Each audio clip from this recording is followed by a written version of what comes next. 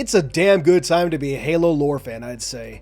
Yesterday we got a very informative campaign overview video, and earlier today we got what might be our first significant piece of Halo Infinite marketing, depending on how you want to split the hairs on that.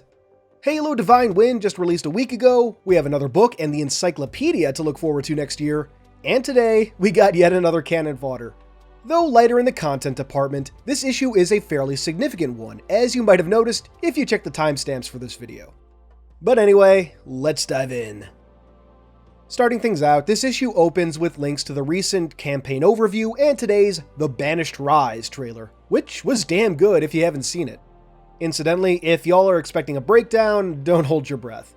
The Banished Rise trailer is certainly fun and enjoyable, I love Eshram, but it doesn't contain any new information or anything really worth talking about in detail.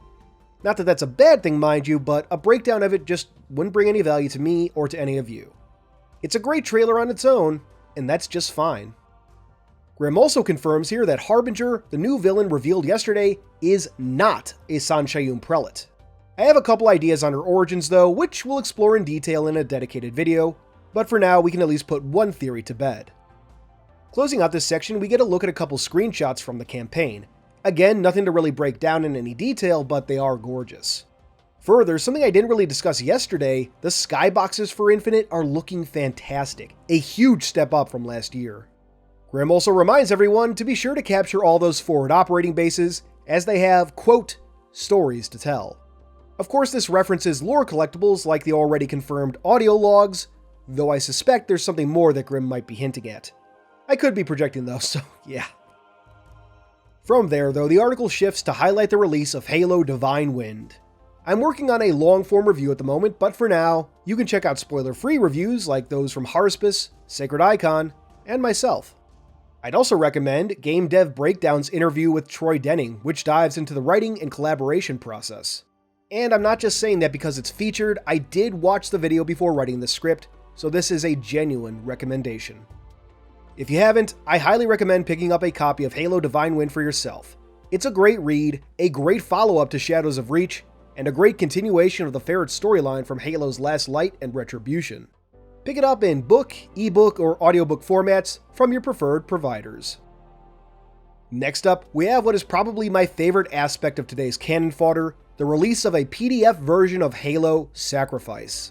This short story was included as a bonus with special editions of Halo Shadows of Reach, available only through Walmart. Seems that exclusivity has finally expired, allowing 343 to distribute it to everyone. If you haven't read it, I would highly recommend doing so, especially if you haven't read Halo Divine Wind just yet. I won't say how, but the two stories are pretty closely tied together. Now though, we just need an official Halsey's Journal PDF and we'll be set. Shifting over to the upcoming Encyclopedia, we get another preview image today. Created by artist Stanton Fang, this piece depicts Krellis of the Keepers of the One Freedom. Krellis first appears in Shadows of Reach and again in Divine Wind. He is the son of Orsoon, a Keeper captain and a close friend of Castor, a Dokab or leader of the Keepers. I love how he's depicted here as an H2A-styled Gerald Hanai with a Keeper-styled shoulder pauldron. I would imagine this is Krellis pretty early in his Keeper career. I also just need to appreciate for a moment an H2 Brute holding a spike rifle. There's just something so satisfying about that.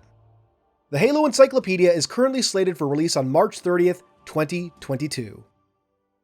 Wrapping up today's issue is news of a more lamentable nature. As y'all may recall, Halo Waypoint will be overhauled at the start of November in preparation for Halo Infinite. Many of us got a look at this update during the technical previews, and the design is pretty solid. However, not everything from the current website will carry over. This is unfortunate, but not too unexpected, as this has been the case for pretty much every time the website was overhauled in the past. Seriously, there is so much info that used to exist and is just basically only accessible through online archives now. Back on topic though, when Halo Waypoint vNext launches, the entire universe section of the website and several issues of Canon Fodder will not be carried over.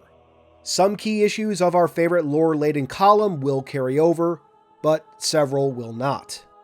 Thankfully, and especially since they were given a proper heads up, the folks over at Halopedia have been archiving all the old pages so citations and valuable information wouldn't be lost. They've even basically recreated the current website to preserve this info. So while this news is again certainly lamentable, let's end on a positive note. Thank you to everyone at Halopedia that made this archiving project possible. Thank you for making the effort to keep this information available and accessible. Thank you for being such an amazing community. If you haven't, I highly recommend following @Halopedia on Twitter, and while you're there, show them some love. With that, we bring this latest issue to a close. Again, light on content, but a very significant issue nonetheless. Sacrifice being made available to everyone is easily the highlight for me, but what did you all think? Let me know in the comments below. Thank you for watching, stick around for the Patreon shoutout, and until next time, this has been Halo Canon. First, I'd like to give a big thank you to our Horospis patrons. First, there's Hope, then we have Freight, Discombobulated Sycophant, Justin Montgomery, Ada Frame, Man in the Dark, Keisha Dila, Daddy Anarchy, Great Scott Productions, and finally, Jumpy Sucks Balls. Thank you all for your amazing support of the channel. Next, I'd like to thank our theoretical patrons. If you'd like to see your name here or get a direct shout out, check out patreon.com/HaloCanon. You can simply support the channel or get additional benefits such as behind the scenes materials, including raw audio for upcoming videos, or even shoutouts like this. All patrons now get early access to certain videos as well, and more benefits are to come. However, your continued viewership is more than enough for me.